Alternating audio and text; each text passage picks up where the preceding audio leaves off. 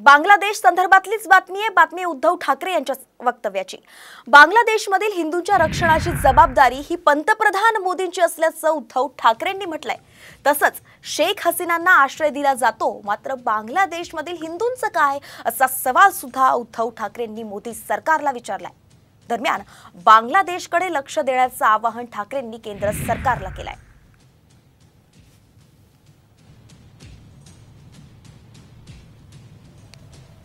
आपल्याकडे सुद्धा मणिपूरमध्ये अजून तसंच पेटलेलंच आहे, काश्मीरमध्ये सुद्धा हिंदूंच्या हत्या होत आहेत आणि आता बांगलादेशात जर मोठ्या प्रमाणावरती होत असतील तर केंद्र सरकारने ताबडतोब पावलं उचलून तिथल्या हिंदूंचं रक्षण केलं पाहिजे। ही जबाबदारी पूर्णतः आपल्या केंद्र सरकारची आहे, कारण जर शेख हसीनांना तुम्ही इकडे आश्रय देत असाल तर बांगलादेशमधल्या या हिंदूंची रक्षा करण्याची जबाबदारी तुमचीच आहे। लेकिन मोदी सरकार मोदी सरकार ने रूस यूक्रेन के वॉर रुकवा दी ना, तो यूक्रेन और रशिया की वॉर रुकवा सकते हैं। तो वो पापा को बोलो ना, वो पापा को बोलो कि पापा ये भी वॉर रुकवा दो। बांग्लादेश में हिंदुओं के ऊपर अत्याचार हो रहे, पापा अत्याचार रुकवा दिए पापा।